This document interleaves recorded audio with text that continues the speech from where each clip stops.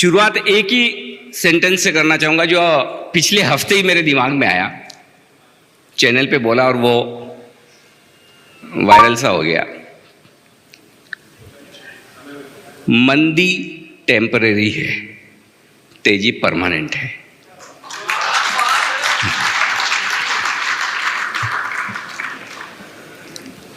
आप में से कितने लोग थोड़े इस वक्त उदास हैं, परेशान हैं, दुखी हैं? ये पिछले 3 मिनट छोड़ दीजिए जब से मैंने शुरू किया, उसके पहले की बात कर रहा हूं। कितने लोग जरा हाथ खड़ा करके बताएं मुझे जरा। है तो है, उसमें क्या है, ये तो इमोशंस है हमारे। राहत इंदौरी साहब का एक शेर है, लगेगी आग तो आएंगे कई मकान जद में। लगेगी आग तो आएंगे कई मकान जद में, जद मतलब पूरे इलाके में। इस मोहल्ले में सिर्फ हमारा मुकाम थोड़ी है।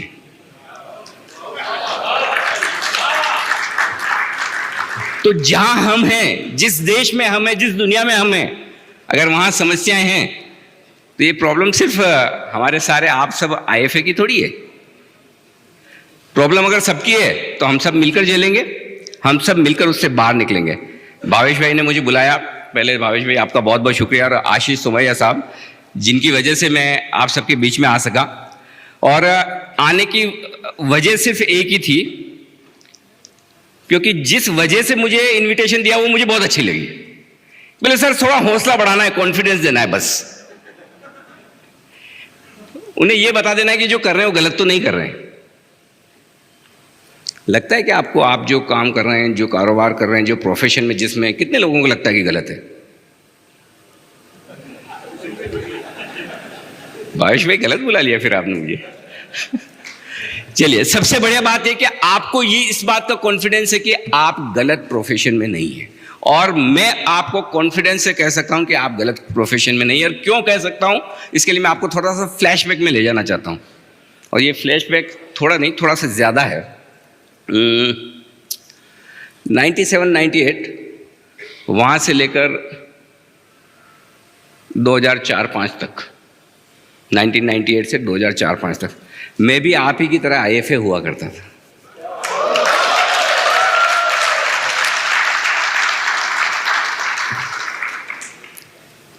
म्यूचुअल फंड डिस्ट्रीब्यूशन मैंने उस जमाने में किया है जब लोग म्यूचुअल फंड्स समझते भी नहीं थे, जानते भी नहीं थे। और मुझे अच्छे से याद है,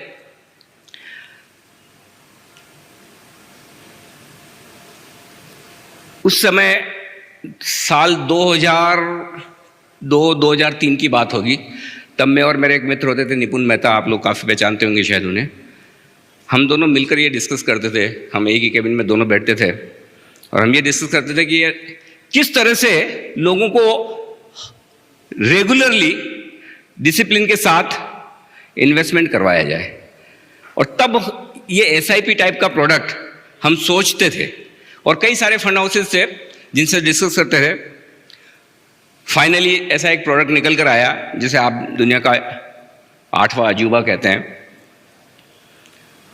पहली बार साल 2000 में, 1999-2000 में, आप बिलीव नहीं करेंगे, तब मेरे बॉस हुआ करते थे मिस्टर आनंद राठी, और वो बीएससी के प्रेसिडेंट थे। और जब मैं म्यूचुअल फंड डिस्ट्रीब्यूशन और इसका काम 97-98 से करना शुरू किया था उन्हीं के ऑर्गेनाइजेशन में, तो मैंने उन्हें एक आइडिया दिया। वो आइडिया ये था कि सर ये बीएससी के पास जो इतना सारा पैसा है इन्वेस्टर प्रोटेक्शन फंड का, right, because on each and every transaction they charge in some fee which goes to investor protection fund. Why don't we invest it wisely? तो उन्होंने बोला अनिल क्या करना चाहिए?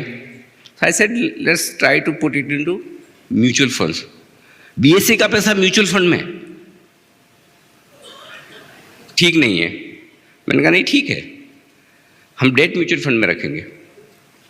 और वो वक्त था, पहले मैंने उन्हें कन्विंस किया, उन्होंने समझा, हाँ किया।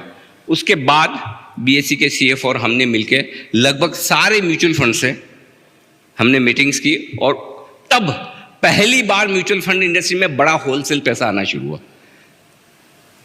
वहां से आज जो जर्नी है, मुझे मालूम है उस समय अलायंस म्यूचुअल फंड के फंड मैनेजर समीर अरोड़ा साहब होते थे। समीर जी मेरे बहुत अच्छे मित्र हैं। मैं उनके पास गया था उनके फंड में मीटिंग करने कि BSE का बड़ा पैसा है, 550 करोड़ है, डालना है फंड में। विनीत उदेशी उनके डेट फंड मैनेजर थे। वो बोले यार क्या इसको देता है तू पैसा, ये साल का 8% देगा, मेरा स्टॉक दिन का 8% बढ़ता है। मैंने कहा बढ़ता होगा समीर जी, लेकिन पैसा BSE का है। वहाँ से जो इंस्टीट्यूशनल पैसा आना शुरू हुआ, कई कॉरपोरेट्स उसके बाद, आज वहाँ से हम यहाँ तक आ गए हैं। लेकिन आगे क्या, आगे क्या में दो चीज़ें हैं। इस वक्त आपके बिजनेस के लिए माहौल वैसा है, ठीक उस तरह से एक बिजनेसमैन ने 2 सेल्समैन अपॉइंट किए, आपको मेरी कंपनी के जूते बेचने हैं, ठीक है। किसी एक आइलैंड पे भेजा, ट्राइबल इलाका है। एक तो तुरंत आ गया, ना खाने को कुछ है ना पीने को कुछ है, क्या किसी जगह भेज दिया। और यहाँ एक भी आदमी मुझे ऐसा नहीं दिख रहा जो जूते पहनता है। यहाँ तो कोई मार्केट ही नहीं है। I am back. दूसरे ने कहा सर आपने भेजा तो मुझे 2 दिन के लिए, लेकिन मुझे लगता है मुझे लंबा रहना होगा यहाँ, शायद मैं महीना भर यहीं रहूं। यहाँ इससे बड़ा मार्केट मुझे और कहीं लग नहीं सकता जहां कोई जूता पहनता ही नहीं है। मुझे सिर्फ इन्हें यह समझाना है कि बगैर जूतों के आपकी लाइफ अच्छी है, नो डाउट, लेकिन जूते पहनने के बाद कितनी बेहतर हो सकती है, तो मेरे लिए 100% मार्केट है। आपको यही सोचना है आपके लिए मार्केट कितना बड़ा है। मंदी के समय 2 काम होने चाहिए। पहला, जिन्होंने आप पर भरोसा करके पैसा दिया है, आपकी एडवाइस पर पैसा लगाया, उनकी हैंड होल्डिंग करना, भरोसा देना, विश्वास जगाना कि आपने कुछ गलत नहीं किया है। यह काम बहुत जरूरी है, क्योंकि जब तक हम वो नहीं करेंगे, देखिए एक हिंदुस्तान में हमारी आदत बहुत साफ है। अगर मेरा स्पीच अगर बराबर नहीं हो रहा, आप लोगों को पसंद नहीं आ रहा, तो उसके लिए जिम्मेदार भावेश भाई, क्योंकि उन्होंने इतनी ज़्यादा देखो इधर लाइट लगा रखी है, माइक की आवाज़ बराबर नहीं है, एकदम टाइम से शुरू कर देते हैं। मैं 50 बहाने बनाऊंगा, लेकिन मैं तैयारी नहीं करके आया, ऐसा तो है ही नहीं। मेरी जिम्मेदारी के लिए, मेरी गलती के लिए हमेशा कोई न कोई और जिम्मेदार है। ठीक उसी तरह से कोई इन्वेस्टर हो, ये मान के चलिए वो कभी नहीं मानेगा कि अगर कुछ गलत हुआ है तो वो जिम्मेदार है। हमारा प्रोफेशन ऐसा है, आपका तो फिर भी ठीक है सर, हमारा तो और भी खराब है। ताली और गाली साथ में मिलती है हर रोज। और थैंक्स टू सोशल मीडिया, बहुत सारे आराम से फुर्सत में लोग हैं जो दिन भर ट्रोल करते हैं। और दूसरी, हिंदुस्तान में हमारी जो आदत है, एक तो पहली तो ये कि मेरी गलती के लिए मैं जिम्मेदार हूं नहीं, और दूसरी ये कि 2 जने लड़ रहे हो, झगड़ रहे हो, तो हम सब काम छोड़ के खड़े हो जाते हैं। अब देख लें भाई ये किस लिए झगड़ रहे हैं, थोड़ा तो मजा आएगा। तो दूसरों के झगड़ने पे हमें मजा भी बहुत आता है। ऐसी सिचुएशन में आपके लिए बहुत ज़रूरी है कि जो इन्वेस्टर्स आपके हैं, जो परेशान हैं, अपने पोर्टफोलियो को देखकर दुखी हैं, उन्हें आपको जाकर समझाना है। यार आप, आई एम श्योर आप कर भी रहे होंगे, लेकिन वो कॉन्फिडेंस आप कैसे देंगे, ये इंपॉर्टेंट है। और ये कॉन्फिडेंस आप 2 तरीके से दे सकते हैं, आप अपने एक्सपीरियंस से और अपने डेटा के साथ। फैक्ट्स फिगर्स के साथ जाएंगे, बताएंगे, तो कभी कोई नाराज नहीं होगा, पहली चीज। दूसरी चीज जो है, ये वो नाराज इन्वेस्टर हैं जो आपने पिछले 5-7 सालों में बनाए हैं। 2012-13 के बाद वाले ही नाराज है, उससे पहले वाले तो नहीं है ना, नहीं है ना, पहले वाले भी हैं। फिर तो आपने कुछ गड़बड़ की है। 2008 से 2010-12 के बीच में जिन्होंने पैसा लगाया उनके पोर्टफोलियो तो अभी भी अच्छे ही हैं, खराब नहीं है। 12-13 के बाद, 14 के बाद जिन्होंने पैसा लगाया उनके पोर्टफोलियो जरूर खराब है। आपका टाइम 25% एलोकेशन इस बात पर होना चाहिए कि जो मेरे एग्जिस्टिंग क्लाइंट्स हैं उनको मुझे संभालना है। लेकिन ये सब रोना धोना छोड़िए, 75% वक्त आपका नए क्लाइंट्स में जाना चाहिए। और क्यों जाना चाहिए? जो क्लाइंट आपने 2008 2009 में बनाए, 2010 में बनाए, वो आपको हमेशा थैंक यू कहते होंगे। इस मंदी में जो आपके पास क्लाइंट बनेंगे वो लाइफ लॉन्ग आपके साथ रहेंगे, और इससे बड़े आपके लिए मौका हो नहीं सकता जब दूसरी एसेट क्लासेस ऐसी हैं जिनमें पैसा लगाने का कोई बहुत बड़ा इंसेंटिव है नहीं। किसी भी एसेट क्लास में तेजी तब होती है जब इन्वेस्टमेंट का पैसा है। अगर इन्वेस्टमेंट का पैसा नहीं आ रहा तो तेजी होगी कैसे? रियल एस्टेट में बंद हो चुका है, इन्वेस्टमेंट छोड़िए कंजम्पशन भी कम हो गया है। तो प्लस जो कुछ तेजी रियल एस्टेट में बनती थी ज़्यादा ब्लैक मनी की वजह से होती थी, उस पर रेस्ट्रिक्शंस आ गए हैं। जो आपकी रजिस्ट्रेशन प्राइस है और मार्केट की रियल प्राइस है वो लगभग बराबर हो गई। तो कहते हैं ना कि कच्चे का पैसा जाने की जगह ही खत्म हो गई।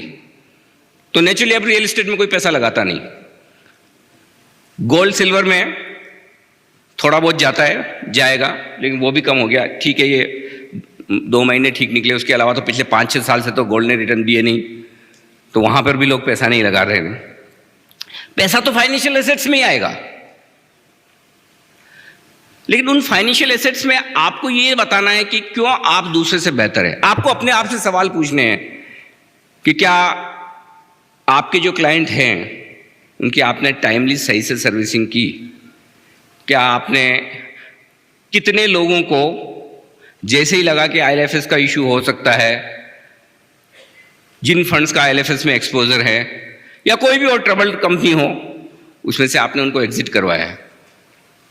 ये चीजें आपको सवाल पूछने हैं। अगर आपने नहीं किया तो फिर क्लाइंट का नाराज होना लाजमी है, क्योंकि वो एक्सपेक्ट ये करता है। आप उसे रोज, आप मुझे रोज पूछेगा जाते हैं, Anil ji how are you, मैं भी स्माइल कर रहा हूँ, ठीक है सर सब बढ़िया है।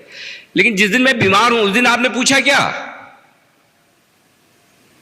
जिस दिन मुझे जरूरत है, मैं हॉस्पिटल में एडमिट, अरे आज तो मेरा बहुत बिजी काम है, आज तो मेरी क्लाइंट मीटिंग है, आज तो ये है, आज तो वो है, उस दिन आप आके मुझे पूछते, उस दिन आप बोलते कि मैं 2 घंटे आपके लिए हॉस्पिटल में रुक जाऊं, तब तो मुझे लगता है कि आप वाकई में मेरे तबीयत पूछने, मेरा भला चाहने वाले हैं, मेरे शुभचिंतक हैं, वेल विशर हैं। तो आप भले अपने क्लाइंट से रोज बात ना करें, रोज ना समझाएं। दिक्कत एक ही है, जब मुश्किल वक्त है उस वक्त आपने उन्हें संभाला है क्या? उस वक्त आपने उसे सही एडवाइस दी क्या? चक्रव्यूह में घुसाना आसान है, निकालना मुश्किल है, और आपका काम यही होना चाहिए कि इस चक्रव्यूह में से कब कैसे किसको निकालना। अगर एक क्लाइंट का आपने कभी किसी वक्त पैसा बचा दिया, मैं कह सकता हूं दावे से वो जिंदगी में कभी आपको छोड़ेगा नहीं, बदलेगा नहीं। दिमाग से निकाल दीजिए, भूल जाइए कि ये बिजनेस खराब है। वैसे तो आप बोल नहीं रहे, लेकिन दिल में तो है, क्वेश्चन मार्क तो आते हैं, कुछ और करें क्या? कुछ और कर सकते हैं, करना भी चाहिए, लेकिन क्या जो कुछ और करने का आपके मन में आ रहा है वो अभी जो कर रहे हैं उससे बेहतर है क्या? अगर ABCD शुरू से सीखनी है तो फिर यहां पर तो जहां भी RST जहां तक पहुंच चुके हैं वहीं से आगे Z तक जाइए, यहीं पर मेहनत कीजिए, ज्यादा बेहतर होगा, बजाय इसके कि आप कुछ नया सोचकर नए सिरे से शुरू करें। ये चीजें होंगी, देश में बदलेंगी, आपके ट्रायल कमीशन भी कम होंगे, आपके कमीशंस कम होंगे, डायरेक्ट प्लान्स दिक्कत आने वाली है, आ रही है। लेकिन इन सब के बीच में क्या आपने कभी एक चीज सोची है, जो आपके पास है वो डायरेक्ट प्लान्स में नहीं है? क्या है वो फर्क? किसी ने सोचा है? कोई बता सकता है मुझे? बस आपका पर्सनल टच, दिल से दिल की बात करो। आपके क्लाइंट को यह लगना चाहिए कि यह बंदा मेरा भला सोचता है, मेरे लिए खड़ा है, वो फील आप दीजिए उसे। मैं आपको ईमानदारी से बताता हूं, मेरी सक्सेस का, अगर आप मुझे मानते हैं या जो कुछ भी मैं आज जिंदगी में आज यहां तक पहुंच पाया हूं और आपसे बात करने लायक हूं, सिर्फ और सिर्फ एक ही चीज है और कुछ नहीं, मैं मेरे दर्शकों से दिल से बात करता हूं, सीधा, बीच में कोई लाग लपेट नहीं है।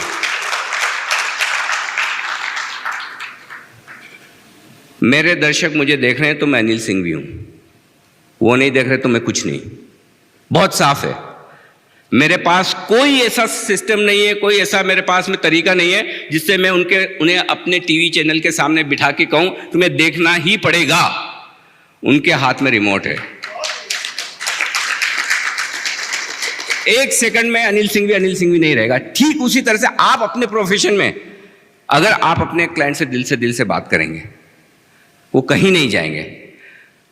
प्रॉब्लम प्रॉफिट और लॉस की नहीं है, प्रॉब्लम पोर्टफोलियो में होने वाले नुकसान की नहीं है, प्रॉब्लम कॉन्फिडेंस की है, प्रॉब्लम क्राइसिस ऑफ कॉन्फिडेंस की है। आपके क्लाइंट का आप पर से भरोसा नहीं हटना चाहिए, नहीं टूटना चाहिए। यह बहुत जरूरी है, यह बहुत जरूरी है। वो रहेगा तो सब कुछ रहेगा। बाकी तो छोटी मोटी दिक्कतें हैं, हर बिजनेस के डायनामिक्स बदलते हैं, आपके भी बदल रहे हैं। शायद मैं थोड़ा फॉर्चुनेट था, टाइमली कुछ और फील्ड में चला गया। सारे लोग इतने फॉर्चुनेट ना हो, लेकिन मैं एक वो चीज़ बड़ा मिस करता हूँ एक्चुअली। और ये चीज़ जो आज मेरी सक्सेस में है वो काफ़ी हद तक इसी से आई है। क्योंकि जब मैं म्यूचुअल फंड्स डिस्ट्रीब्यूट किया करता था, पोर्टफोलियो बनाता था लोगों को, तो मुझे ये बड़ी फीलिंग होती थी, अरे यार ये नुकसान ना कर बैठे, अरे यार ये पैसा बनाए, ये फील होती थी। और एक्चुअली मैं आपको बताऊँ, जैसे आपने अभी देखा भी होगा कि मेरे इंट्रोडक्शन में आपने खाली CACS बोला, क्योंकि उसके अलावा मैंने कुछ किया ही नहीं। मैंने ज़िंदगी में 15 साल पहले जब CNBC ज्वाइन किया था, उससे पहले मैंने कभी कैमरा देखा नहीं, मैंने कभी स्टूडियो देखा नहीं, मैंने कोई कोर्स जर्नलिज्म का, मास कम्युनिकेशन का, मीडिया का ABCD नहीं पता, नथिंग। सिर्फ एक वजह से पहुंचा, और वजह ये थी कि जब मैं लोगों को एडवाइस करता था, लोगों को अगर मेरी एडवाइस पसंद आती तो मैं कई बार ये सोचता था कि क्या कोई ऐसा बढ़िया, बेहतर, बड़ा प्लेटफॉर्म हो सकता है जहां मैं ज़्यादा लोगों तक पहुंच सकूं। और ऊपर वाले की मेहरबानी में फॉर्चुनेट था कि मुझे एक चांस मिला। That was the time in 2005 CNBC was launching their Hindi news channel, Hindi business channel. That was CNBC Awaaz.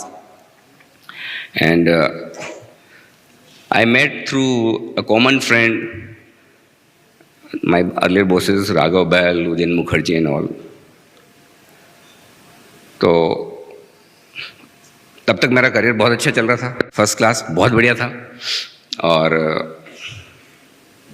जब मैं इंटरव्यू दिया तो मुझे पूछा कि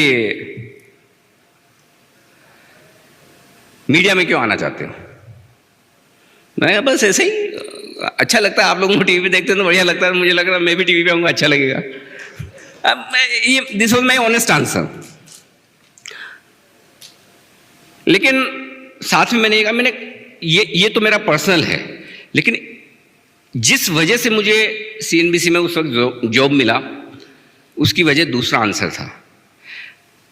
मैंने कहा मुझे ऐसा लगता है कि मैं लोगों को पैसा बनाने में या पैसा बचाने में मदद कर सकता हूं, और अगर मुझे सही प्लेटफॉर्म मिले तो शायद मैं ज़्यादा लोगों का भला कर पाऊं। इसलिए मुझे ऐसा लगा कि ये प्लेटफॉर्म शायद ठीक है, और उन्होंने मुझे रख लिया।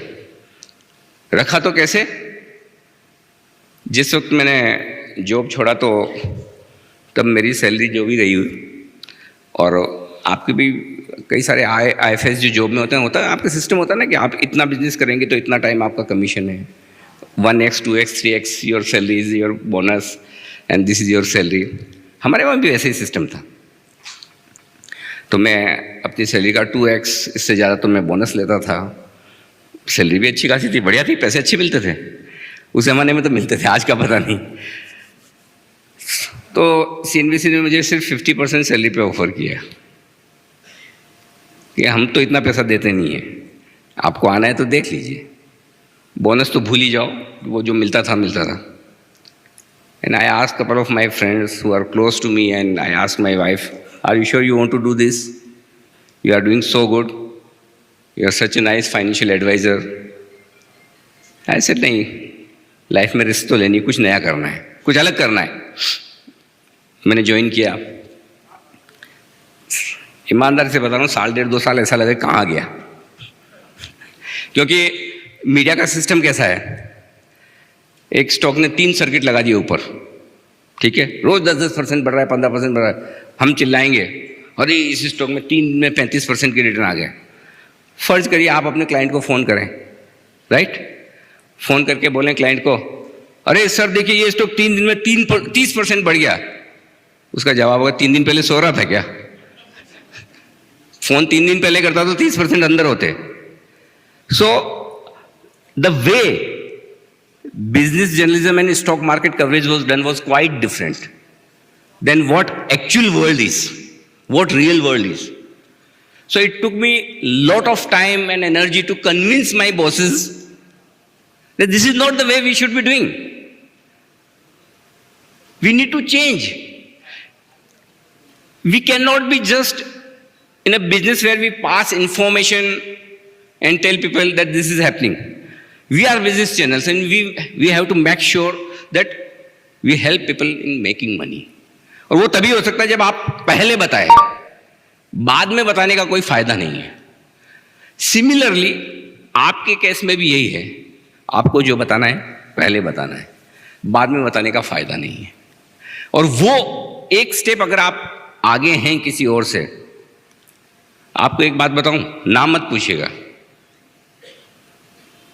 मेरे पास आज भी इस वक्त 2 फाइनेंशियल एडवाइजर हैं जिनके थ्रू मैं पैसा लगाता हूं। मैंने जिंदगी में अभी तक एक भी बार डायरेक्ट प्लान में पैसा नहीं लगाया।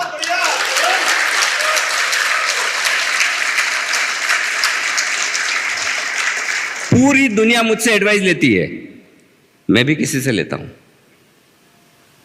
इससे बड़ा मैं सबूत आपको नहीं दे सकता कि आपकी इंपॉर्टेंस क्या है और क्यों। वो इसलिए, मुझे कई बार है ना, जब मैं ब्रोकिंग हाउसेज में भी मैंने जॉब किए हुए हैं, तो लोग मुझे कहते थे कि अरे इसकी ब्रोकरेज बहुत ज़्यादा है, इसका कमीशन बहुत ज़्यादा है, आपका ये ऐसा ज़्यादा है, वो है, इसकी वजह से हमें लॉस बहुत होता है। नहीं, आप जो कमीशन चार्ज करते हैं अपने क्लाइंट से, आप जो सर्विसेज देते हैं, कभी आपका क्लाइंट उस वजह से लॉस नहीं कर सकता। ये गलत है, एकदम गलत है। अगर लॉस होता तो इस वजह से होता है कि आपका मार्केट पे, स्टॉक पे या इन्वेस्टमेंट पे कॉल गलत था। अगर आप ये सोचेंगे कि मुझे इन्वेस्टमेंट एडवाइजर नहीं चाहिए और मैं बड़े पैसे बना लूंगा, तो आपसे बड़ा बेवकूफ कोई नहीं है। ये बहुत साथ साथ में सारे लोगों को कहता हूं। ठीक है, आपको छोटा मोटा बुखार है, क्रोसिन पैरासीटामोल खा लिया आपने अपने हिसाब से, लेकिन 3 दिन बुखार नहीं होता तो जाएंगे ना डॉक्टर के पास। एक और चीज आपको कहना चाहता हूं जो मुझे बड़ी दिल से चुभती है, और मैं आज बिल्कुल दिल से बात कर रहा हूं भावेश भाई, ये आप सब लोगों के साथ प्रॉब्लम है, और ये मैं कई सालों से, मुझे नहीं पता आजकल कम हो गई हो तो मुझे नहीं पता, मैं थोड़ा आजकल आप लोगों के टच में कम हूं, उतना बात नहीं हो पाता। कोई आपके ध्यान में ऐसे डॉक्टर हैं जिन्हें अगर मुझे चेक वेक करवाना हो या कुछ किसी को भेजना हो तो वो फ्री में सर्विस देने वाले कितने डॉक्टर हैं? एक आप ही के पास है। कोई इंजीनियर, कोई आर्किटेक्ट, कोई इंटीरियर डेकोरेटर, कोई ऐसे हैं जो फ्री में एडवाइस देते हो? किसी डॉक्टर को आपने शादी वादी में या कहीं पार्टी में, बर्थडे में मिल गए और पूछा होगा, सर आजकल घुटने में बड़ा दर्द होता है, कुछ बता दीजिए ना, दवा मैं घर जाके ले लूंगा। कभी ऐसा हुआ है? किया है आपने? तो फिर इन्वेस्टमेंट एडवाइस क्यों? आपको मुझसे एडवाइस चाहिए, मेरे ऑफिस में आइए, मैं आपको पूरी तरह से ढंग से एडवाइस करूंगा, आपको देखूंगा, समझूंगा, आपका डायग्नोसिस करूंगा और उसकी बात बताऊंगा। प्रॉब्लम यही है, अनिल जी क्या लूं, ये ले लो यार, ठीक है, बाद में कहा अनिल जी, बढ़ गया शेयर तो उनका नसीब, घट गया तो अनिल जी को गाली। जितना जिम्मेदार वो है उतना अनिल जी भी है। अगर आपको एडवाइस चाहिए, प्रॉपर एडवाइस मिलेगी। सबसे बेस्ट फंड कौन सा है? आपने भी 2 बोल दिए चलते चलते, यार यही बढ़िया है सब। अब उस अभिमन्यु को आपने घुसा दिया चक्रव्यूह में, न तो वो निकल पाएगा, ना निकालने की आपकी जिम्मेदारी है। फिर वो आपको भी गाली देगा, आपके प्रोफेशन को भी देगा, मार्केट को भी देगा और सबको देगा। फ्री में एडवाइस देना बिल्कुल बंद कर दीजिए। और भाई साहब नुकसान क्या है? कौन सा फ्री की एडवाइस का आपको पैसा मिल रहा है? जो नहीं पूछेगा तो आपका नुकसान हो जाएगा। मैं चाहता हूं ईमानदारी से, दिल से सब लोग हाथ खड़ा करें, आज के बाद हम फ्री एडवाइस नहीं देंगे। हाँ, शपथ ले लीजिए बस, नहीं देंगे। जिसको चाहिए मेरे ऑफिस में आइए, हाँ आप मुझसे मिलिए, प्रॉपर बैठिए मेरे सामने, मैं आपका पूरा रिस्क एनालिसिस करूंगा, आपकी रिटर्न एक्सपेक्टेशन समझूंगा, उसके बाद भी आप सेटिस्फाइड नहीं है, फीस मत दीजिए, वो चलेगा। मेरी चलती फिरती डिस्पेंसरी नहीं है, बैग में लेके हॉस्पिटल नहीं चलता हूं, निकाला और थर्मामीटर लगा के चेक कर लिया बुखार है कि नहीं है। ये तरीका नहीं चलने वाला है। मैं तो कई बार खुद ही जी लगा लेता हूं अपने नाम के आगे, अपनी इज्जत अपने को ही रखनी पड़ती है। हम अपने प्रोफेशन की अपनी इज्जत नहीं करेंगे तो दूसरे क्यों करेंगे? तो पहले आप अपनी इज्जत करना सीखें, तब आपका क्लाइंट आपकी इज्जत करेगा। नहीं यार, इस आदमी से तो अगर चाहिए तो नहीं आए, तो नहीं आए ना, कौन सा वैसे भी आ रहा था। तो प्लीज ये काम जरूर कीजिए कि अपने प्रोफेशन को अच्छा मानिए, अच्छा समझिए, दिल से उसको इज्जत दीजिए। और सबसे बड़ी बात यह कि इस प्रोफेशन में जो अपॉर्चुनिटीज हैं जबरदस्त हैं, इसमें कोई डाउट ही नहीं। कोई कितने प्राइवेट बैंक्स आ जाएं, आज मैं बताऊं आपको, मेरे जो 2 फाइनेंशियल एडवाइजर हैं, कोई नाम भी नहीं जानता, शायद यहां होंगे भी नहीं, वो शायद क्या पक्का ही नहीं है, होते तो मुझे पता चल जाता।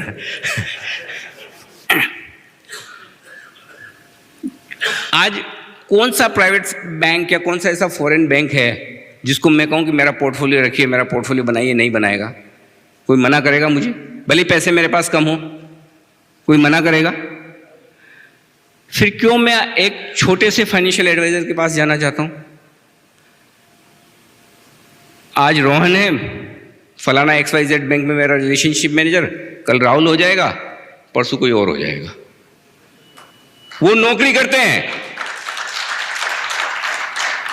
आपके पैसे का दर्द नहीं है उन्हें अपनी सैलरी की चिंता है। जो ज्यादा देगा वहां चले जाएंगे, जो फंड ज्यादा टारगेट देगा, जो फंड ज्यादा कमीशन देगा उसका बेचेंगे, जो ऊपर से आ गया वो करना है।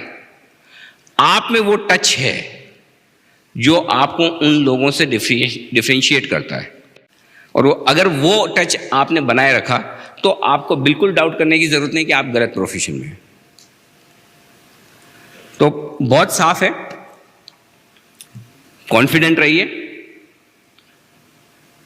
कई बार मैं कहता हूं, लोग कहते हैं कि अच्छे दिन आने वाले हैं, और लोग कहते हैं अच्छे दिन पुराने वाले दे दो सर, वही ठीक थे, अच्छे दिन नहीं चाहिए। लगता है ऐसा आपको? अच्छे दिन आएंगे, पक्का आएंगे, चिंता करने की बिल्कुल जरूरत नहीं है। मैं कुछ और सोच के आया था, पता नहीं ये दिल से बात निकली, और मैं एक्चुअली मैं नहीं सोचा था कि मैं आपसे IFA और आपके बिजनेस के बारे में इतनी बात करूंगा। दूसरी चीज जो मार्केट से रिलेटेड है, मुझे कहा गया कि थोड़ा सा मार्केट का डायरेक्शन भी बता दीजिए। ये बड़ा आसान काम है।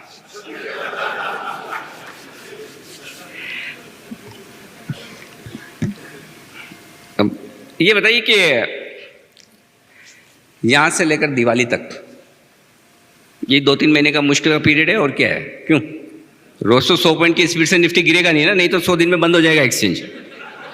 10,000 का ही बचा है इंडेक्स। आप में से कितनों को लगता है कि एक्सचेंज बंद होने वाला है? नहीं ना, स्पीड 100 दिन से ज्यादा टिकेगा ना, एक्सचेंज चलेगा ना। कितने लोगों को लगता है यहां से दिवाली तक मार्केट नीचे जाएगा? जरा हाथ खड़ा करके बताएं मुझे। अच्छा, और कितने लोगों को लगता है कि ऊपर जाएगा?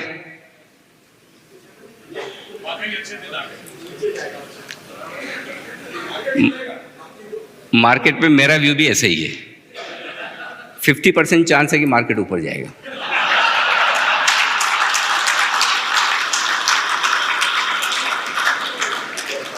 वैसे तो जो एजेंडा मुझे दिया गया था उस हिसाब से मेरा स्पीच खत्म हो चुका है, अब आगे जो है वो टाइम पास। जो लोग हाथ खड़ा कर रहे थे नहीं मार्केट नीचे जाएगा, कुछ ने तो दोनों खड़े कर दिए, सरेंडर ही हो गए हैं। मार्केट तब तक ऊपर नहीं आएगा जब तक आपका लास्ट चेक बैंक में ना चला जाए, इन्वेस्टमेंट ना हो जाए। निश्चिंत रहिए। इसलिए देखिए ये सब चीजें लास्ट ईयर ऐसे ही कोई एक इमोशनल मोमेंट और आया था जिस समय मार्केट जोर से गिरा था, 10,000 तक निफ्टी आया था और उसके बाद हमने 12,000 का लाइफ टाइम हाई जो बनाया। तब मेरे ऐसे बैठे बैठे कई बार आजकल लेना ऐसे विचार बहुत आ जाते हैं, तो तब एक विचार और ऐसा आया था जो बड़ा वायरल हुआ कि इंसान हो या निफ्टी, अंत में जाना ऊपर ही है।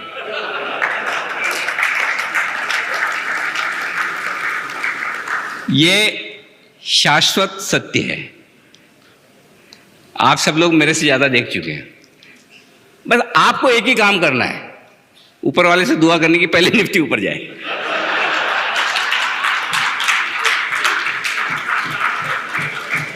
जब तक निफ्टी ऊपर न जाए हमें नीचे ही रहना है, राइट? पॉइंट सिंपल है, तेजी मंदी चलती रहेगी, हमेशा चलती है। टाइम टफ है। मैं ये नहीं कहता कि कल से चीजें ठीक हो जाने वाली है। हो सकता है नहीं, होगा ही। यहां से मार्केट और खराब हो। अभी तक आपको सिर्फ हमारी दिक्कतें नजर आ रही कि स्लो डाउन है, ऑटो, रियल एस्टेट वगैरह जो इकोनॉमी के इंडिकेटर से बराबर नहीं दिख रहे हैं। सही भी है, लेकिन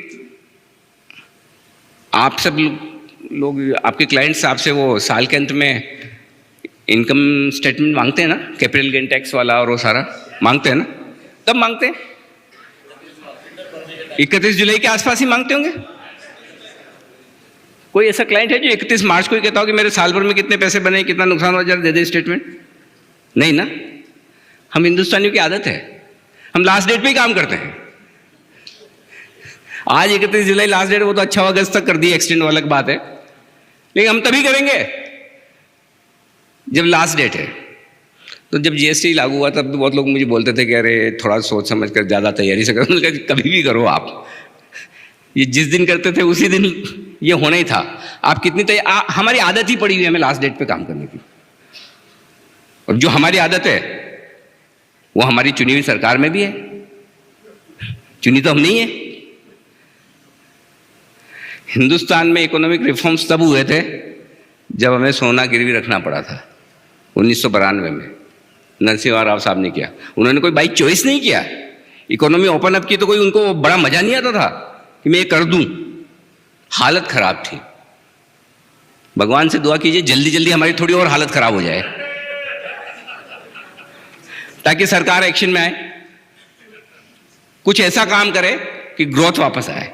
और वो होगा, निश्चित तौर पर होगा। हमारी इकोनॉमी ऐसी है, कोई भी सरकार रहे, कोई भी आए, कोई भी जाए, बढ़ेगी तो आगे। स्पीड क्या है वही इशू है, और जो स्पीड का इशू है वो आज इस वक्त हमें सता रहा है। और मैं बहुत कॉन्फिडेंटली आपको कह रहा हूं, अब बातें पहुंचने लगी है दिल्ली तक।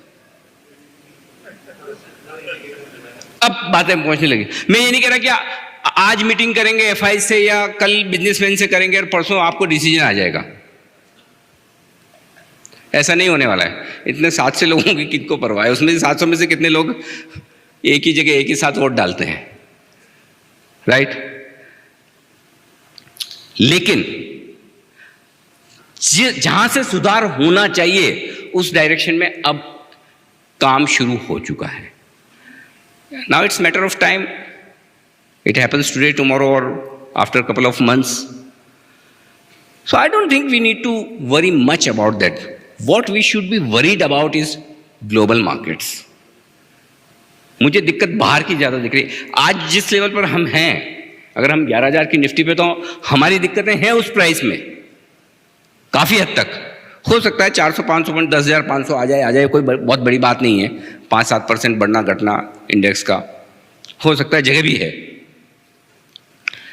इलेक्शन ईयर है यूएस में, और ट्रेडिशनली हिस्टोरिकली इलेक्शन ईयर में अमेरिका परफॉर्म करता नहीं है। ग्लोबली जिस तरह का माहौल है, आपको उसके लिए अपने क्लाइंट्स को तैयार करना है कि रिस्क वहां है। आपके क्लाइंट्स और आप इंडिया की रिस्क देखकर ज्यादा परेशान हैं। इंडिया की रिस्क तो फिर भी ठीक हो जाएगी, ग्लोबल हमारे हाथ में नहीं है, राइट।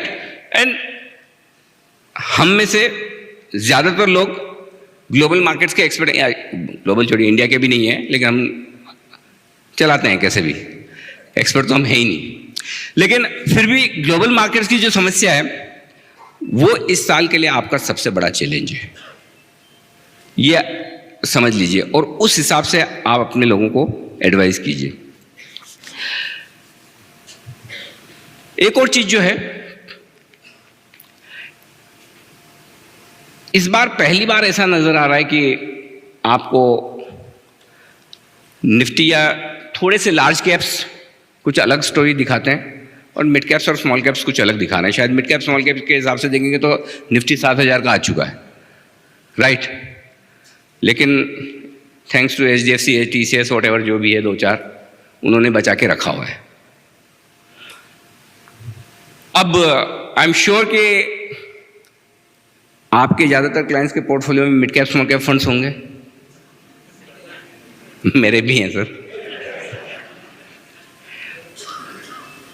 मैंने आई डोंट नो आप लोग में से कितने लोग देखते हैं चैनल और कितने रेगुलरली देखते हैं। बजट के ठीक पहले फ्राइडे को बजट था, उससे जस्ट पहले वाले थर्सडे को 6 दिन पहले मैंने ओपनली ये कहा था चैनल पे कि मैं अगले 5-6 दिन तक हर रोज अपना जितना इन्वेस्टेबल फंड आज मेरे पास में उसका मैं 10% हर रोज म्यूचुअल फंड में डालूंगा, और मैंने डाला, और 40% मैंने बचा के रखा था बजट के बाद के लिए कि बजट अच्छा होगा खराब होगा जैसा होगा तब मैं डिसीजन लूंगा। अभी तक वो डाला नहीं है 40%। अब सोच रहा हूं शायद अगले हफ्ते से कहीं न कहीं शुरुआत करूं। तो पॉइंट सिंपल ये कि हम मार्केट को टाइम तो कभी कर ही नहीं पाएंगे, ये प्रॉब्लम तो होने वाली है। तो सिंपल चीज ये है कि आपको अपने क्लाइंट्स को यही बताना है कि कभी प्राइस वाइज करेक्शन मिलेगा, कभी टाइम वाइज करेक्शन मिलेगा। किसी के लिए प्राइस वाइज करेक्शन ज्यादा पेनफुल होता है, किसी के लिए टाइम वाइज करेक्शन ज्यादा पेनफुल होता है। तो आपको उसकी पल्स पकड़कर ये ठीक से समझा देना है कि भाई ये जो अभी करेक्शन है ये किस तरह का करेक्शन है, क्या ये लंबा चलेगा। आपको सिंपल 2-3 चीजें बता देनी है। पहली चीज, प्राइस वाइज करेक्शन थोड़ा और होगा, बोल दीजिए साफ साफ, तुम्हें रुकना है तो रुक जाओ, लेकिन जो लोग SIP कर रहे हैं उन्हें रुकने की जरूरत नहीं है। SIP करने वालों के मन में तो ये ख्याल आना भी पाप है कि मुझे SIP रोकनी है। ये अपने क्लाइंट को अच्छे से समझा दीजिए। अगर आप ये सोचते तो आप पाप कर रहे हो। दूसरी बात, आप ये मान के चलिए अगले 1.5 से 2 साल में आपका पैसा नहीं बनेगा अगर आप पैसा लगा रहे हैं। तीसरी बात, आप ये मान के चलिए कि आपकी NAV यहां से 20% 25% और नीचे हो सकती है। आप खुल के बोलिए ना, नहीं लगाएगा तो नहीं लगाने दो पैसा। अगर हम ये कहेंगे कि नहीं बहुत गिर गया, सब हो गया, ये हो गया, टीवी पे सारे एक्सपर्ट्स ये कह रहे हैं, इस चक्कर में पड़िए मत। बहुत सारे आपके म्यूचुअल फंड मैनेजर्स आए होंगे, मेरे सारे दोस्त हैं, अच्छे दोस्त हैं, सबके साथ लंच डिनर करता हूं। कोई टीवी पे कभी खराब बोलता ही नहीं है, कभी नहीं बोलते हैं कि मार्केट खराब होने वाला है या हमारी हालत खराब है या गिरेगा, और नहीं बोलेंगे क्योंकि उनका मैंडेट ही पैसा लगाने का है, कैश रखने का है नहीं। लेकिन आप एडवाइस कर सकते हैं कि कैश रखना है या नहीं रखना है। तो आप दोनों ऑप्शन दीजिए। अगर आप मार्केट यहां से बढ़ जाए और उस तेजी को मिस करने के लिए तैयार है, थोड़ा कैश रखिए। लेकिन पॉइंट क्या है कि अगर हम हमारे क्लाइंट को सच नहीं बताएंगे तो दिक्कत है। बोलिए ना, ज्यादा से ज्यादा क्या होगा, पैसा नहीं लगाएगा, बोलो 20% गिरेगा। पूरे हिंदुस्तान की एक ही समस्या है। जिस कॉन्फ्रेंस में जाता हूं एक सवाल जरूर पूछता हूँ, आपको भी पूछूंगा। कितने लोगों के साथ ये दिक्कत है कि जैसे ही खरीदते हैं शेयर गिर जाता है, जैसे ही बेचते बढ़ जाता है? सबके साथ है ना? तो फिर क्या गड़बड़ क्या है, गलत क्या है? मार्केट गलत है या आपकी थॉट प्रोसेस? मार्केट तो आप बदल नहीं पाएंगे। पॉसिबल है क्या किसी के लिए मार्केट बदलना? उससे भी ज्यादा मुश्किल काम है थॉट प्रोसेस बदलना। हमारी थॉट प्रोसेस हमसे नहीं बदलेगी। मैं बार बार कहता हूं, मेरी गलती के लिए कोई और ही जिम्मेदार है, बस। मैं हमेशा यही ढूंढता हूं और हम सब यही काम करते हैं। तो फिर करना क्या है? ना हम मार्केट बदल सकते, ना थॉट प्रोसेस बदल सकते, तो फिर कैसे जिएंगे? एक्शन बदलिए। एक्शन तो बदल सकते हैं। खरीदने का मन हो तो बेचना है, बेचने का मन हो तो खरीदना है। बहुत आसान काम है, कर सकते हैं।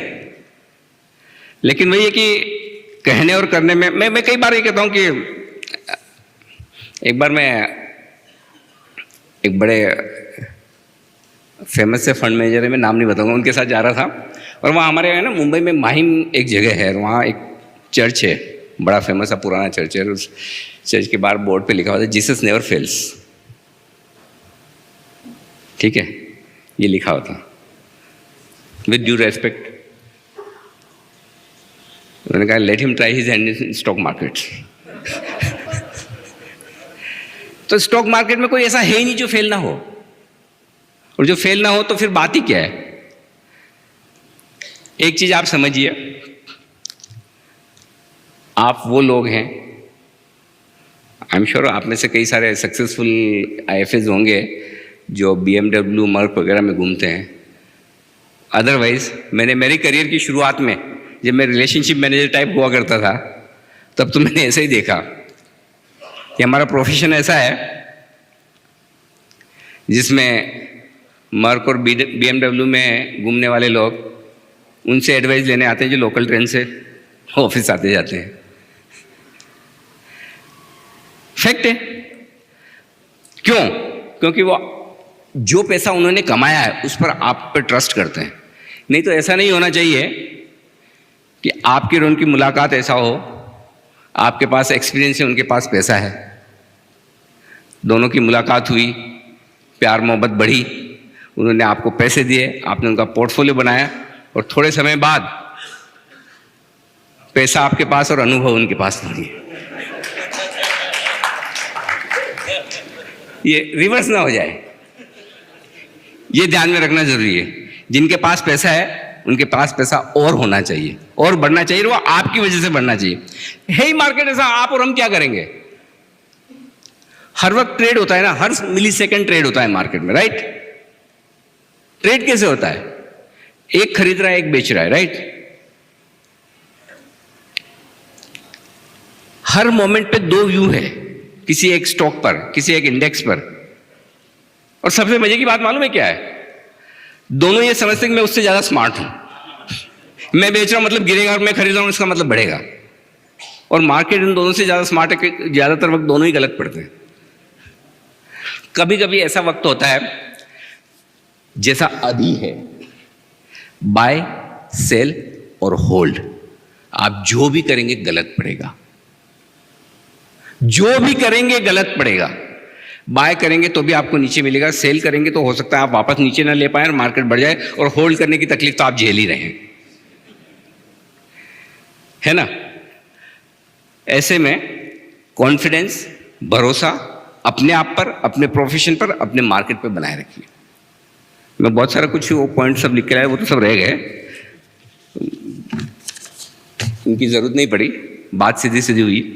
भावेश भाई मुझे बोल रहे थे कि कुछ क्वेश्चन आंसर्स अगर आप चाहें तो पूछ सकते हैं। मैं जी एक पानी का बोतल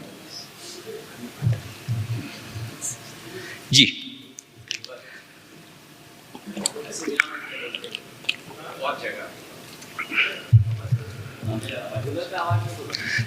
जी सर बोलिए।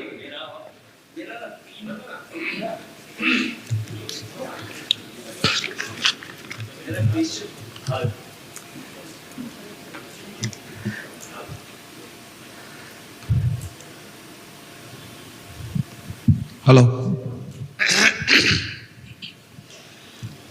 सर, आपने इस प्लेटफॉर्म में आज जो भी डिस्कस किया है कि एडवाइज़र ज़रूरी है, क्या ये अदर कोई फोरम में आपने डिस्कस किया या आपने टीवी में कभी डिस्कस किया?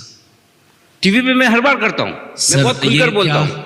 अच्छा, मैं अभी कोई कंट्रोवर्सी में नहीं जाना चाहता हूँ।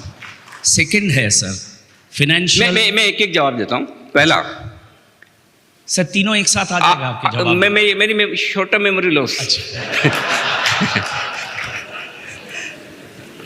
मैंने जब ये टीवी पर कहा कि मैंने मेरे फाइनेंस, और ये मैं बता रहा हूँ जब बजट आया था उसके जस्ट एक वीक पहले, थर्सडे की बात है, शायद वो कहीं क्लिपिंग यूट्यूब पे भी आपको मिल जाएगी।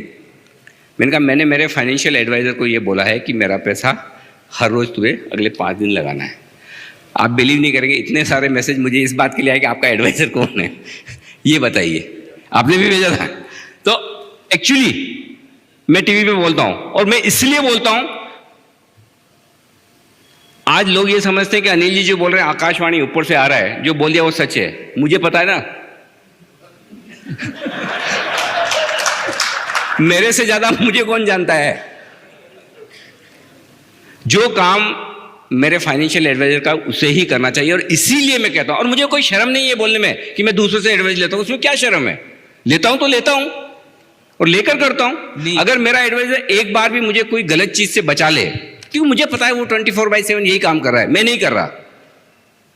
अगर एक बार भी उसने मुझे टाइमली किसी चीज से एग्जिट कर दिया, ये बता दिया कि ये प्रॉब्लम आने वाली है, या अगर मुझे कोई प्रॉब्लम दिखी, मैंने तुरंत फोन करके बोला अच्छा इस का किस किस फंड में एक्सपोजर है, जल्दी से बता, कल ये रिडीम कर दे।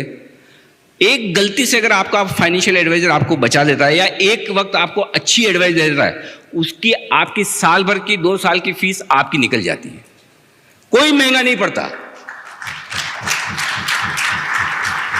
जी सर। बिल्कुल सर, आपने बिल्कुल सही कहा कि फिनेंशियल एडवाइज़र की ज़रूरत है, लेकिन आप जब टीवी में कहते हैं ना फिनेंशियल एडवाइज़र की ज़रूरत है, ये मैसेज ना इन्वेस्टर के पास गलत जाता है, वो बैंक वाले को भी फिनेंशियल एडवाइज़र समझते हैं। हाँ, ये बात सही है सर। अभी इतना मैं ही नहीं कर सकता कि बैंक वाले के पास मत जाओ। सर, और एक छोटा सा, I am sorry to say that, but वो मेरे लिए गलत हो जाएगा। मैं इतना कह सकता हूं कि ये करो, अब थोड़ा ज्यादा हो जाएगा सर। नेक्स्ट। और एक है जी सर, हम सब अपने टैक्स प्लानिंग के लिए एडवाइजर सीए के पास जाते हैं जी, और सीए भी आजकल इन्वेस्टमेंट एडवाइजर हो जी चुके हैं। सर, सीए इन्वेस्टमेंट एडवाइजर के लिए सीएफए सीएपी है, सो इसको भी प्रमोट कीजिए। सीए का आई मीन इन्वेस्टमेंट एडवाइजर के लिए सीएफए एंड सीएपी है, इसको क्वालिफिकेशन।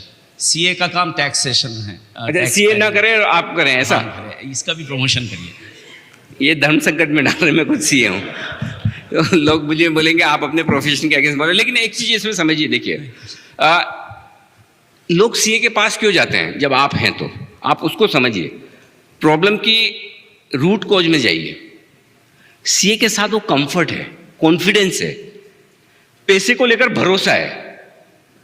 आज मेरे रिटर्न फाइल करने के लिए भी सीए हैं, लेकिन मैंने सीए अलग रखा है और फाइनेंशियल एडवाइजर अलग रखा है, जबकि मैं खुद सीएस हूं। मैं दोनों चीज जानता हूं। तो आपको यह समझाना पड़ेगा कि टैक्स प्लानिंग और इन्वेस्टमेंट प्लानिंग अलग अलग है। आपके सीए की एक्सपर्टाइज सीए वाले काम की है, और दिन रात वो ये करता है। वो आपको कहेंगे यार इधर डाल दो, ये कर दो, वो कर, नहीं, मैं उससे बेटर आपको करके दिखाऊंगा। ये कॉन्फिडेंस आपके क्लाइंट में आना चाहिए, मेरे में है। मैं दोनों अलग अलग रखता हूं, आप भी करिए, होगा क्यों नहीं होगा। आप एक काम करिए, मैं सिंपल एक चीज बोलता हूं। जैसा आपको कंपटीशन फील होता है ना कि कोई बैंकर से, बैंक वाले लोगों से या सीए से, मुझे भी तो फील होता है इंग्लिश चैनल से, इंग्लिश बिजनेस चैनल से। परसेप्शन है, बहुत बढ़िया है, परसेप्शन है कि यही देखना चाहिए। मैंने भी तो वो चैलेंज लिया है। आज हमने हिंदी बिजनेस जर्नलिज्म शुरू करके, आपको विश्वास नहीं होगा और आपको पता भी नहीं है, कोई आप अंदाजा लगा सकते हैं क्या फ़र्क है इंग्लिश और हिंदी बिजनेस जर्नलिज्म के दर्शकों में? 90% मार्केट शेयर 2 चैनल्स के पास है, जी बिजनेस और CNBC आवाज़। 10% में सारे इंग्लिश चैनल्स हैं। और हम कोशिश ये करते हैं, हमें चाहिए ही नहीं उनके दर्शक, वो देखे तो देखे, ना देखे तो ना देखे। हमें पता है 125 करोड़ लोग हैं, अगर 25 करोड़ लोग तक भी हम पहुंच जाएं, अल्टीमेटली सबको फाइनेंशियल इन्वेस्टमेंट करना है। मेरा फंडा एकदम क्लियर है, ये मार्केट ऐसा है जहां अनटैप्ड है, मुझे नए दर्शक चाहिए। मैं उनको पहला कदम बताऊंगा, मैं उनको इन्वेस्टमेंट गुरुकुल बताऊंगा, मैं उनको पाठशाला बताऊंगा। आसान भाषा में बताइए, आपको अपनी जगह बनानी है। कंपटीशन तो मजा ही तभी है जब बढ़िया और बड़े आदमी से हो ना, बाकी क्या मजा है। सर एक छोटा सा क्वेश्चन, आपके 2 फाइनेंशियल एडवाइजर्स क्यों हैं? हाँ, ये अच्छा सवाल है। फ्रेंकली, एक जो मेरे एडवाइजर हैं वो कितना, मेरे ख्याल से, और ये इसमें एक बड़ा मैसेज है आप सब लोगों के लिए, शायद 2005 से या उसके थोड़े पहले से होगा। मैं बताऊँ, मैं तब तो डायरेक्ट प्लान्स होते ही नहीं थे, आपको किसी न किसी के थ्रू करना ही होता था, राइट। डायरेक्ट प्लान्स तो बाद में आए ना, काफ़ी बाद में, 2013 में। तो तब आपको कोई न कोई तो चाहिए, और तब तो मैं खुद 2005 तक तो एडवाइजरी में ही होता था, तो मुझे ब्रॉडली पता होता था क्या फंड है क्या नहीं है। मैं आपको बताऊं, जब इंश्योरेंस, प्राइवेट सेक्टर इंश्योरेंस हमारे यहाँ शुरू हुआ है, HDFC लाइफ जब लाइफ इंश्योरेंस में पहली बार आया, जब ये सब एजेंट्स बन रहे थे, I was the person who passed in first batch itself. उस समय मैंने इंश्योरेंस एजेंट वाला 2 महीने की ट्रेनिंग होती थी HDFC की, राइट, IRD की, वो सब करके उस वक्त किया हुआ है, तो नीटी ग्रिटी वो देखी हुई है उस जमाने में। तो उस वक्त डायरेक्ट प्लान्स होते नहीं थे, आपको कोई न कोई एडवाइजर चाहिए, तो वो एडवाइजर मेरा था, और वो मेरा एडवाइजर वो चल रहा है। जब मैंने जॉब छोड़ दिया, मैं CNBC में आ गया, जर्नलिज्म में आ गया, तब भी मेरा चल रहा है। रिसेंटली शायद 3 साल हुए होंगे, 3 साल बाद मैंने एक और एडवाइजर रखा। उसकी 2 बड़ी वजह है। पहला, मेरे एडवाइजर की बैंडविड्थ कम हो गई थी हैंडल करने की। दूसरा, टेक्नोलॉजी के मामले में अपडेटेड नहीं था। और तीसरा कि वक्त के साथ थोड़ा पैसा बढ़ता है, मेरा भी बना। तो मुझे जो मेरे पैसे को लेकर एक डाइवर्सिफाइड अप्रोच, कि मेरा एडवाइजर खाली मुझे 4 म्यूचुअल फंड ना बता दे, कोई अच्छा बॉन्ड आ रहा है तो वो भी बताए, कहीं कोई और 2 अच्छे मौके दिख रहे हैं, किसी बायबैक में बढ़िया अपॉर्चुनिटीज हैं वो बताएं। तो वो एक फुल फ्लेज सर्विसेज जो मुझे चाहिए थी, वो कहीं मिसिंग लग रही थी मुझे। तो इसका मतलब ये नहीं कि मैंने उससे छोड़ दिया, जो इन्वेस्टमेंट उसका है वो अभी भी है, कुछ उसके साथ भी करता हूँ, लेकिन नए पर मूव करने का रीजन ये था। तो आपको भी ये सोचना है कि अगर आपका बिजनेस बढ़ रहा है, अगर आपका क्लाइंट बड़ा हो रहा है, तो क्या आप उसके साथ उसकी रिक्वायरमेंट को चेंज के हिसाब से अपने आप को चेंज कर रहे हैं, नहीं कर रहे हैं? नहीं करेंगे तो 2 एडवाइजर हो जाएंगे। ये अच्छा सवाल पूछा आपने। So I will take this last one question. Yeah, we'll take one last question. आपका एक प्रोग्राम आता है मनी गुरु करके जी बिजनेस में, जी, उसमें बहुत बार जो इन्वेस्टमेंट एडवाइजर्स होते हैं, जब क्वेश्चन दर्शक जो पूछते हैं, तो काफ़ी बार मैंने सुना है कि जो एडवाइजर्स आते हैं वो बोलते हैं कि आप रेगुलर से निकल के डायरेक्ट में चले जाओ। सॉरी, रेगुलर प्लान से निकल के आप डायरेक्ट SIP में, डायरेक्ट प्लान में चले जाइए। तो क्या ये सही है? ऑलरेडी हमारे पास काफ़ी चैलेंजेस है डायरेक्ट का, और जो बाकी चैलेंजेस जो आ रहे हैं, और अगर आपके प्रोग्राम में भी अगर इस तरह के कम्युनिकेशन दी जाएगी तो क्या बैड इफेक्ट नहीं पड़ेगा उसका, या नहीं हो रहा है? Okay, action speaks louder than words, and my action is very clear, and many times on the channel again and again I have clearly told I use 2 IFS. I use so 2 many financial times advisors. See, one thing ma'am, please understand, on my channel I never censor anybody. Whatever your views is there. I know. You see, someone else could be having different opinion than what you have. Let's respect everyone's opinion. Let investors decide. Though, not to my knowledge that anyone is saying so, but if you have heard somewhere, that's why you are raising this. I am personally against this thought. Let me tell you very clearly. But I will never censor anything. That is my journalism. This is how I work. I will propagate that people should invest only through IFS. That much I can do for you. But I cannot tell XYZ that you don't say this. You got my point? Yesterday, one of my panelists has given a buy call on SBI. Immediately after 15 minutes, I gave a sell call on SBI. And I told very clearly, this guy is giving buy call, I am giving you sell call. You decide what you like. हमारी दोनों की opinion अलग है. It's market. People can have different opinion. Someone is saying he might be thinking something else.